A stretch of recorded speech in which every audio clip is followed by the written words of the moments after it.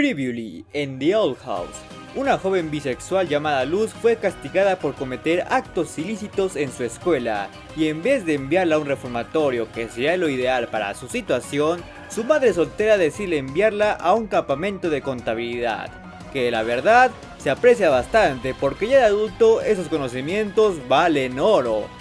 Pero en lugar de eso decide seguir a un búho que se roba su libro infantil y llega al infierno, que diga las Islas Sirvientes, donde conoce a un montón de gente rara y con problemas emocionales y se hace amiga de todos, hasta enamora a la primera chica que le hace bullying y demuestra lo ineficiente que es la seguridad pública, porque logra escapar de prisión, infiltrarse en ella y darle una madriza al emperador. Todo a sus 14 años y sin tener magia. Pero destruyó su portalacasa, dejó a su maestra sin poderes y al emperador con una pieza clave para su plan. Por eso yo, Lord Flash Mac, te narraré The Old House, la casa búho, temporada 2. Todo comienza en una muy mala situación para la familia búho. Luz se quedó atrapada en las Islas Sirvientes, Eda se quedó sin magia, Lily ahora es una desempleada y también sin magia, y King es... bueno, King sigue siendo el mismo. Y Hottie... bueno, Hottie también es el mismo, porque Hottie Good es perfecto. Pero tienen que lidiar con el hecho de que Eda y Lilith ya no tienen magia y que ya no tienen un portal. Por lo tanto, Eda no podrá vender sus baratijas humanas y por lo tanto no podrán comer. Así que Luz, haciendo un acto muy propio del siglo XX, decide enlistarse en la marina para cazar una enorme bestia y cobrar una recompensa. Y obviamente tiene que ser mejor que toda la demás tripulación más vieja y experimentada para que no se nos olvide que es la protagonista. Pero su tiempo de lucirse no durará, porque cuando está a punto de cazar a la bestia conoce a un enclenque conocido como el Guardia Dorado, un lamebotas del emperador que es el actual general de su ejército y tiene la misión de asegurar todas las piezas para su malvado plan. Un plan que ejecutará en el llamado Día de la Unidad. Pero para eso falta. Porque primero tenemos que ver cómo Luz intenta volver a casa. Y para eso va con Amity, quien cada vez se esfuerza menos en ocultar su lesbianez, a la biblioteca. Pero no cualquier biblioteca, sino la zona prohibida. Porque claro, todas las bibliotecas mágicas deben tener una zona prohibida para recalcar que la magia es re peligrosa y cualquier idiota con malas intenciones puede hacer mal uso de ella. Ahí encuentra un diario de un colonista llamado Phillips, que logró llegar a las Islas Sirvientes hace muchos años, pero que, para su desgracia, el diario fue comido por una rata. Aunque por suerte, o más bien conveniencia del guión, la rata tiene la capacidad de proyectar el contenido del diario, como si fuese una cinta de imágenes móviles y audio. No cuestionen cómo la rata puede reproducir audio de algo que claramente no lo tiene, solo acepten que... el guión así es. Pero Amity tiene sus propios problemas, porque resulta que sus padres son dueños de una empresa que fabrica abominables con objetivos de seguridad y militares, siendo su madre, Odalia, la que lleva las riendas en el negocio y la relación, promoviendo sus productos desvergonzadamente y utilizando a su propia hija como conejillo de indias. Básicamente, ella es la culera del dúo. Mientras que el padre, Alador, es el esposo sometido que produce todos los abominables que vende y que claramente no se siente cómodo en su posición de sobreexplotado y maltratado, en una relación que evidentemente ya lo tiene hasta la madre. Pero al menos él es más compasivo, cosa que me hace cuestionar la veracidad de ese flashback donde se ve que ambos padres son igual de culeros y encima parecían estar en mejor forma que ahora. A mí se me hace que la edad, el criar 3 hijos y la vida de empresarios les cayó feo, ablandó a uno y endureció a la otra. Bueno, el punto es que usan a Amity como conejillo de indias para poner a prueba la efectividad de sus abominables, sus peligrosos y claramente letales abominables, con tal de conseguir compradores.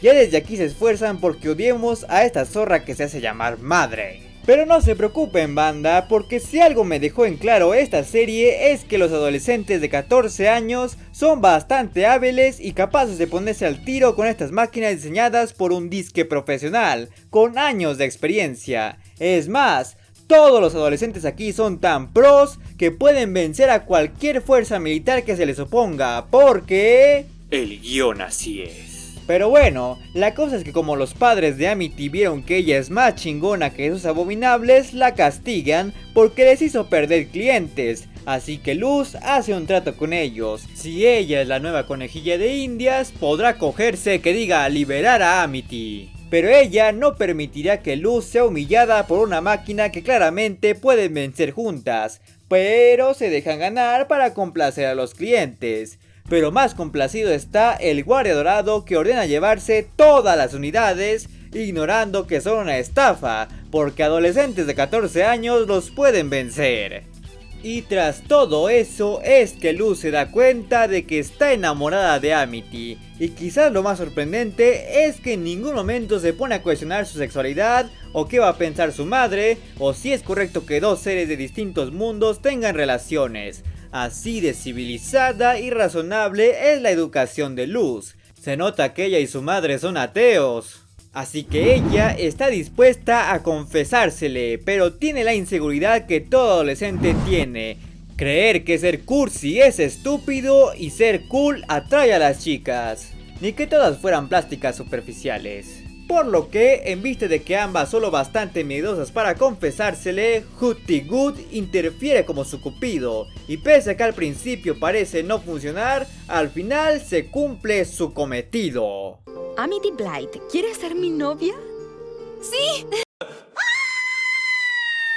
Y así, niños, es como se desarrolla una pareja independientemente de su orientación. En tu cara, en tu cara, en tu cara, ajá, en tu cara. Por lo que oficialmente Luz y Amity se hacen novias. Y esa misma noche desatan sus deseos más oscuros en un apasionado acto de amor. Pero no escucharon eso de mí. Como sea, tras esto es que Amity descubre que la llave del portal que Luz destruyó, que por alguna razón traía consigo en una misión peligrosa, tiene sangre de titán, lo único con el poder suficiente para abrir otro portal. Y por andar llevando cosas a donde no debe, el guardia dorado se la quita, y ella apenas alcanza a quedarse un poco. Y así, Luz logra construir un portal que únicamente la lleva a un limbo entre dimensiones. Pero con él puede llegar a ver a su madre, pero... Sí, hay otra Luz en el mundo humano, que en realidad es una basilisco llamada Vi, la cual vio que Luz se había ido de casa y aprovechó para ocupar su lugar. Pero como esta necesita magia para mantener su forma, termina con un terraplanista que la secuestra y desea diseccionarla porque cree... ¿Saben qué? Mejor que se los diga él. Y son enviados desde Marte para recolectar dientes humanos para su máquina del tiempo.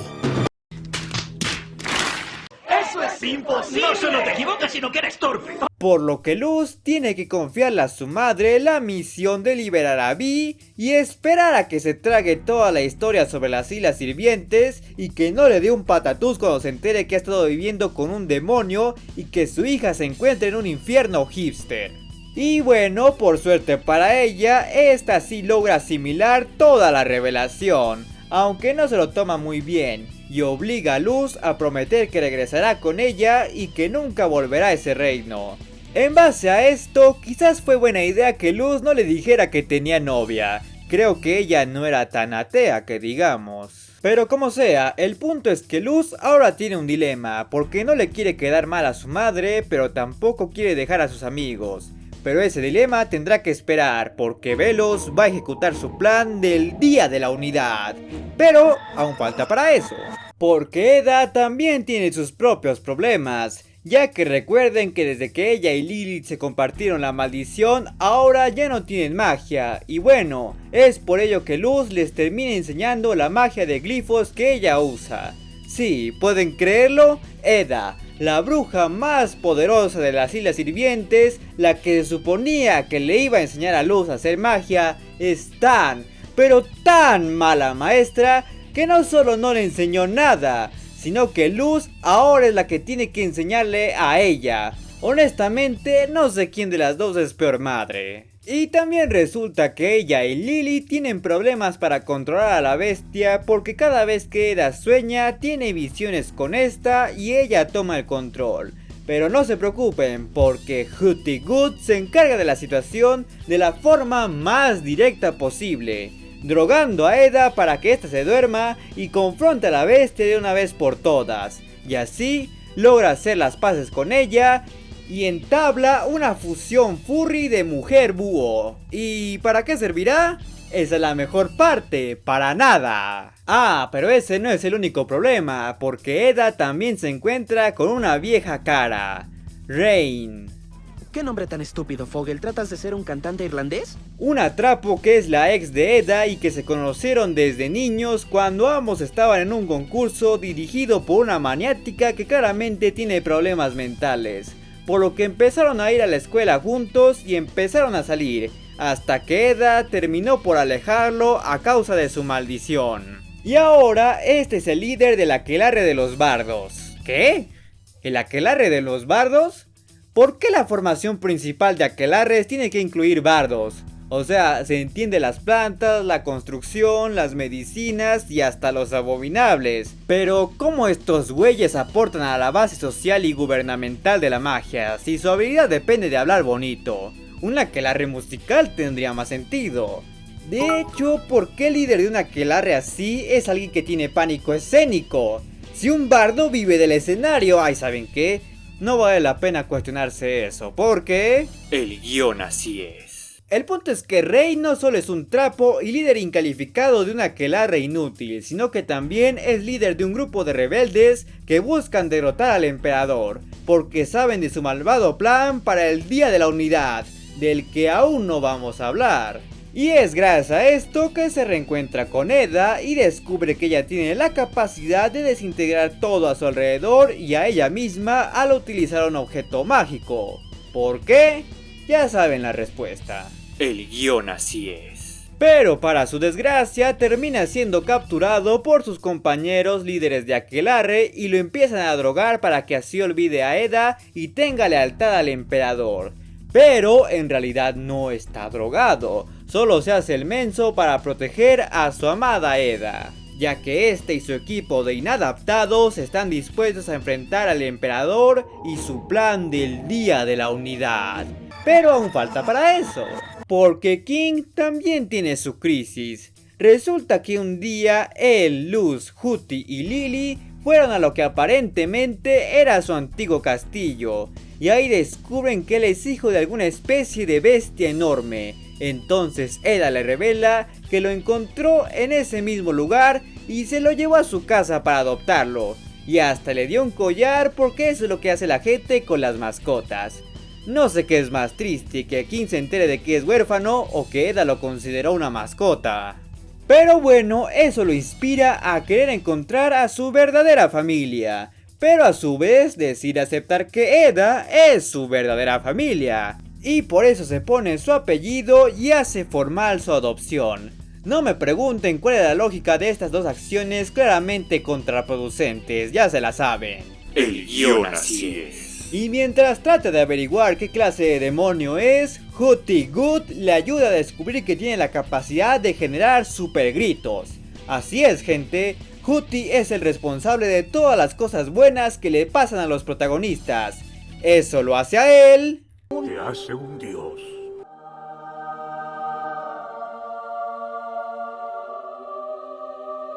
¿Ven? Les dije que por algo él le daba nombre a la serie. Y tras esto, a King le llega una carta de un hombre parecido a él, y esta lo lleva a literalmente al otro lado del mundo, donde conoce a una tribu de guerreros llamados los Cazatitanes, que reciben a King como uno de los suyos pese a que sus padres no están ahí. Pero Luz descubre que él no es un cazatitanes, él es un titán, la misma especie del cadáver que utilizan como país. Sí, el tipo va a necesitar mucho chocomil. Y no solo eso, sino que también tiene sueños sobre una extraña criatura llamada el Coleccionista, una que tiene que ver con el plan de Velos del Día de la Unidad. Pero aún falta para eso, porque el Guardia Dorado también tiene sus traumas. Resulta que él es el sobrino de Velos y le da talismanes para que su maldición se controle.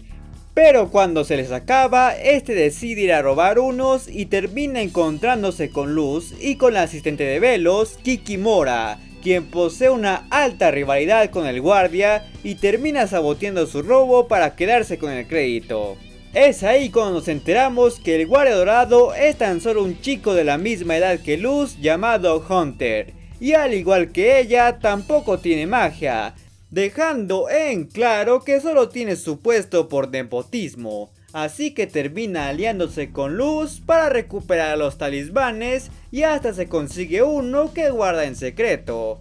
Pero su tío se decepciona de su rendimiento, por lo que lo envía a buscar sangre de titán, y como ya te mencioné, este la encuentra en la llave del portal que Amity muy estúpidamente traía. Después planea reclutar a más miembros del Aquelarre, y como planea hacer eso, metiéndose de incógnito en Headside para secuestrar jóvenes adolescentes y separarlos de su familia para así entrar en el régimen militar gubernamental. ¿No se suponía que a ese Aquelarre se entraba voluntariamente como cualquier otro? ¿Por qué ahora lo hacen parecer una especie de ejército secreto de supersoldados? Oh, esperen, ya sé. El guión así es. Ahí conoce a Willow, Gus y otros que no nos importa, y con ellos forma un equipo de otro deporte mágico estúpido que no me molestaré de explicar. El punto es que cuando Hunter logra hacer que lo secuestren, a la mera hora se arrepiente, porque obviamente el mediodía que pasó con ellos fue suficiente para encariñarse y apiadarse de estos. Sin embargo, lo realmente importante ocurre cuando él y Luz terminan accidentalmente en la mente de Velos y ahí descubren la terrible verdad.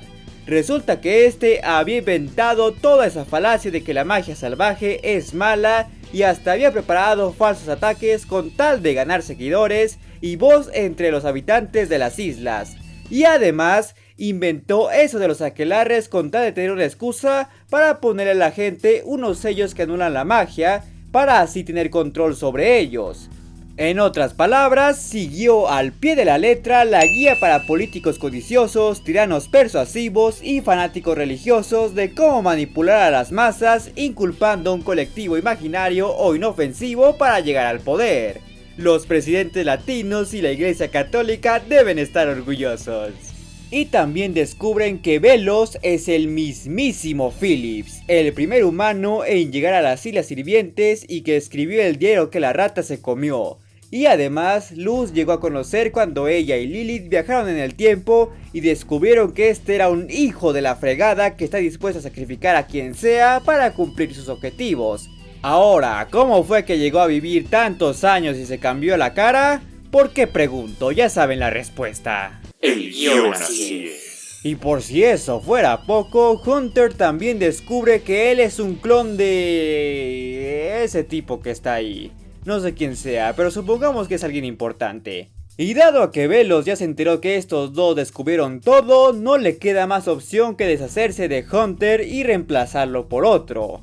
O sea, encima de que el güey es falso, también es reemplazable, lo que lo hace acreedor del premio al personaje con los mayores traumas. Y por ende termina huyendo a esconderse en Headside, donde se reencuentra con Gus y Willow, quienes además pasaron de ser simples perdedores a los más chingones de la escuela con su super magia, porque desarrollo de personaje, papu. Y justo a tiempo, porque el líder del Aquelarre de las Ilusiones llega a la escuela para intentar darles un sello de Aquelarre a todos los estudiantes. Pero Gus utiliza su nuevo y sacado del culo Power Off para vencerlo, y el resto de los estudiantes logran vencer a las tropas que lo acompañan. Sí, tal como lo oyen, un grupo de adolescentes vencieron a supuestos soldados entrenados y con capacidad de emanar cualquier tipo de magia. Y encima de eso, el líder de las ilusiones, el que debería ser un experto y profesional en ellas, fue vencido por las ilusiones de un niño con problemas emocionales. Ignoremos el hecho de que prácticamente hicieron algo ilegal o que una escuela, una institución prestigiosa, fue cómplice de un acto de anarquía y levantamiento. Esto deja todavía más bajo al Aquelarre del emperador. Creo que hasta nuestros policías son más efectivos que eso. hasta parecen Stone Troopers. I'm sure he'll be thrilled to learn one of his captains was defeated by a couple teenagers. Pero miren, ya no tiene caso cuestionarse estas cosas, porque es obvio que... El guión así es. Lo que importa es que la bola de ineptos estaban ahí porque tenían que ponerle sellos a los estudiantes, porque es parte del plan de Velos para el Día de la Unidad, del que ahora sí vamos a hablar. Y por cierto, ¿qué es el Día de la Unidad? Bueno, Velos proclama que es el día en que el titán les dará a todos los brujos una utopía mágica y acabará para siempre con la magia salvaje. Pero en realidad es un hechizo drenador para eliminar a todos los que tengan un sello de aquelarre y usarlos como fuente de energía para abrir otro portal. O eso entendí, no sé, no lo explicaron bien. Y la razón por la que Velos sabe todo esto es porque se lo dijo una entidad suprema conocida como el Coleccionista, una especie de espíritu con cara y voz de niño cuyo único anhelo es ser libre. ¡Ah, qué tierno! Ay, cosita, mi vida. Y también quiere ser libre para moldear el mundo a su diversión, utilizando a las personas como sus juguetes y eliminar a cualquiera que se le oponga.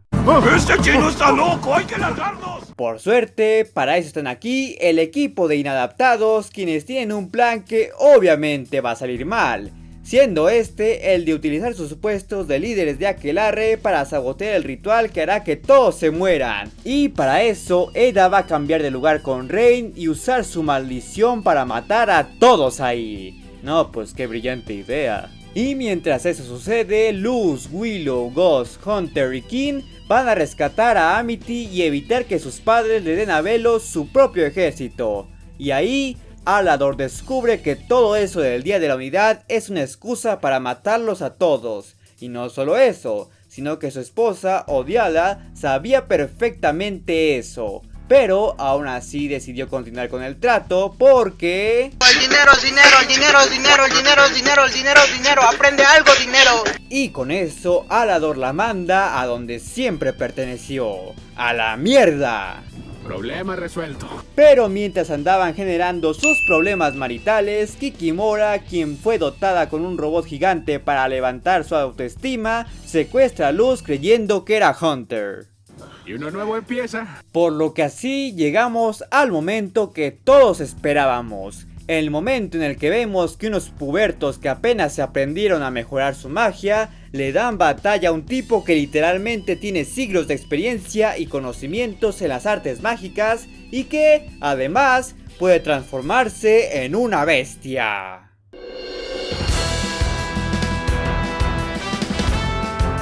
El guión así es.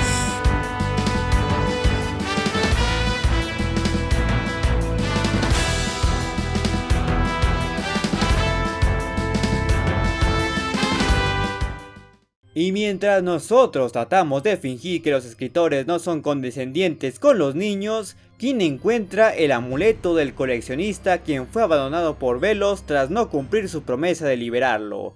Por lo que King, esperando que el coleccionista se chingue a Velos, decide liberarlo y así... I'm it.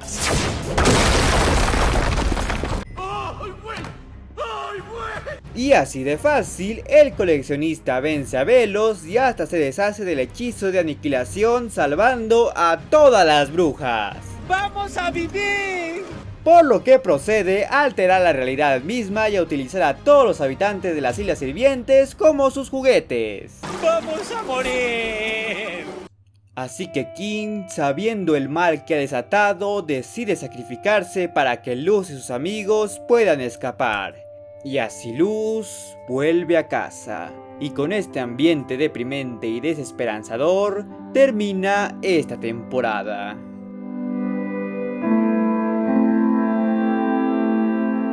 Esto fue una narración de la segunda temporada de The Owl House, La Casa Búho. Pero si ahora quieres ver una narración de las dos primeras temporadas de Amphibia, o un resumen del especial Deja tu marca de My Little Pony, te dejaré las respectivas ventanillas a las que puedes hacer clic. Y no olvides darle like, suscribirte, activar la campana y seguirme en mis redes sociales que están abajo en la descripción para estar al pendiente de mis próximos videos. Por lo que nos veremos muy pronto.